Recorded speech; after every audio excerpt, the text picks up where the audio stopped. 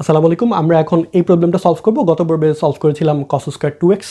এখন এটা সলভ করি। এখানে আমরা প্রশ্নটা আছে cos স্কয়ার θ/2 dθ।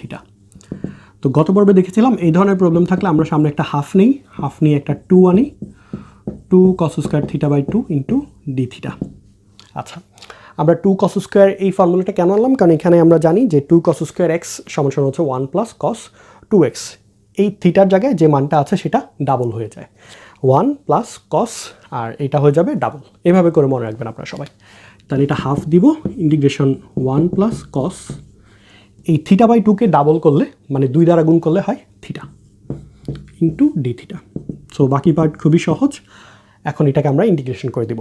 1কে ইন্টিগ্রেশন করলে হবে একটা থিটা আসবে। আচ্ছা, এই জায়গায় একটা জিনিস বলি, অনেকে কনফিউজড হন যে আমরা সবসময় ডিএক্স দিয়ে করে অভ্যস্ত, ডি থিটা থাকলে কী হবে।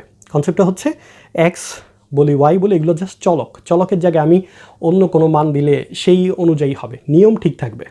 সো নিয়মটা হচ্ছে কনস্ট্যান্টকে যদি আমরা ইন্টিগ্রেশন করি সেটার সাথে একটা চলক এসে গুণ হয়। যেমন 1কে ইন্টিগ্রেশন করলে হয় এক্স, মানে 1-এর সাথে এক্স গুণ হচ্ছে।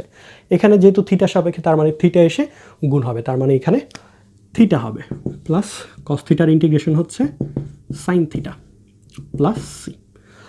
সো পরের লাইনে আমরা যেটা করতে পারি, হাফ দিয়ে মাল্টিপ্লাই করে দিতে পারি, তাহলে এটা হবে θ/2 প্লাস সাইন θ/2। এটাই হচ্ছে অ্যান্সার।